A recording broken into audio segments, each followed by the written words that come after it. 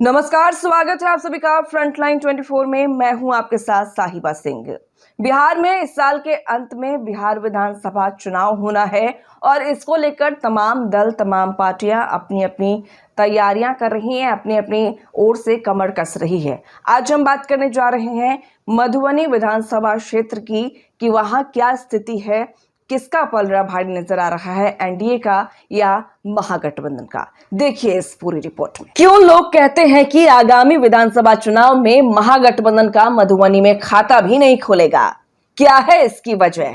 वजह साफ है कि एनडीए गठबंधन मधुबनी में महागठबंधन से हर मोर्चे पर आगे है, चाहे समन्वय की बात हो या फिर संगठन की। जो सर्वे आ रहा है उसमें भी स्पष्ट दर्शाया गया है कि एनडीए गठबंधन का वोट प्रतिशत महागठबंधन से 11% अधिक है। हाँ, तेजस्वी को जरूर सबसे ज्यादा 35% लोग बिहार में पसंद करते हैं, लेकिन जहां तक वोट प्रतिशत की बात है तो एनडीए महागठबंधन से काफी आगे दिख रहा है। पिछले चुनाव में 5 से 6% वोट चिराग पासवान के एलजेपी को आया था, जिससे भाजपा जदयू को 40 से 50 सीटों का नुकसान हुआ था। इसी वजह से मधुबनी और लौकहा विधानसभा सीट राजद की झोली में चली गई थी, लेकिन इस बार ऐसा नहीं होने जा रहा है। चिराग का एलजेपी आर एनडीए गठबंधन के साथ है। इस लिहाज से देखें तो मधुबनी के सभी 10 विधानसभाओं में एनडीए महागठबंधन पर भारी दिख रहा है। हालांकि हरलाखी, बिस्फी और फुलपरास में जरूर कांटे की लड़ाई रहेगी, लेकिन अंततः इस कांटे की लड़ाई में एनडीए प्रत्याशी बाजी मार ले जा सकते हैं। एंटी कॉम्बेसी फैक्टर हर विधानसभाओं में है, लेकिन 49% महिला वोटर आज भी नीतीश कुमार को पसंद करती हैं, जो उस फैक्टर को कमजोर साबित कर सकता है। हाँ, अगर राजनगर, बेनीपट्टी, फुलपरास और हरलाखी में चेहरा बदलकर कांग्रेस दमखम से चुनाव लड़ेगी तो मुकाबला दिलचस्प हो सकता है। राजद के पास इन विधानसभाओं में कोई बड़ा चेहरा भी नहीं है। जहां तक जनसुराज की बात है तो ये दोनों गठबंधन को नुकसान पहुंचाएगा। जहां जैसा कैंडिडेट वहां वैसा वोट आएगा। मतलब साफ है कि प्रशांत किशोर के जनसुराज को कोई आधार वोट नहीं है, फिर भी जनसुराज एनडीए को कम और महागठबंधन को अधिक चुनाव में नुकसान पहुंचा सकता है। तेजस्वी यादव जितनी लंबी लंबी बातें ए टू जेड की क्यों न कर लें, लेकिन वे आज भी एमवाई समीकरण से बाहर नहीं निकल पाए हैं और ना निकल पाएंगे। माता पिता के शासनकाल को आज भी बिहार के लोग नहीं भूल पा रहे हैं। इतना ही नहीं, 2020 के विधानसभा चुनाव में तेजस्वी को बिहार में जितना समर्थन मिला था वह फिर मिलने वाला नहीं है।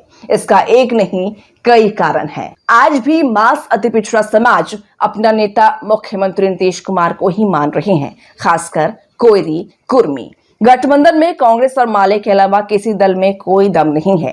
कांग्रेस इस चुनाव में तेजस्वी को अभी से आंख दिखा रही है तो माले वसूल पर खड़ा रहने वाली पार्टी है। भाजपा, जदयू और लोजपा की तरह यहां समन्वय नहीं है। जमीन पर महागठबंधन काफी कमजोर दिख रहा है। जितने सर्वे रिपोर्ट आ रहे हैं इसमें यही दिखाया जा रहा है कि एनडीए गठबंधन 2025 में भी भारी बहुमत के साथ वापसी करने जा रहा है। इसके एक नहीं अनेक कारण बताए जा रहे हैं। 20 साल के शासन के बावजूद बिहार के 58% लोग आज भी नीतीश सरकार के कामकाज से खुश हैं। अति पिछड़ा समाज में आज भी किसी तरह का विभाजन नहीं है। सवर्ण, बनिया और दलित समाज भाजपा को पसंद कर रही है। लोजपा भी इसमें शामिल है। मधुबनी और मिथिलांचल में एनडीए गठबंधन पहले से काफी मजबूत है। पिछले चुनाव में मतों की विभाजन हो जाने से मधुबनी और लौकहा में आरजेडी बाजी मार ले गई थी। इस बार मुश्किल है। भाजपा, लोजपा और जदयू की तिकड़ी आगामी विधानसभा चुनाव में यहां महागठबंधन को शून्य पर ला दे तो कोई आश्चर्य नहीं। हालांकि चुनाव में अभी समय है। इस बार बिहार विधानसभा चुनाव में बहुत कुछ नया हो सकता है। बिहार की राजनीति कब किधर करवट लेगी कहना मुश्किल है। बावजूद इसके मधुबनी में एनडीए गठबंधन का इस बार कांग्रेस की तरह रिकॉर्ड बन सकता है और महागठबंधन शून्य पर आउट हो सकता है, जैसा राजनीतिक विश्लेषक मान रहे हैं। होगा क्या यह तो समय बताएगा, लेकिन सच्चाई यही है कि मधुबनी में आगामी विधानसभा चुनाव का फैसला ऐतिहासिक हो सकता है।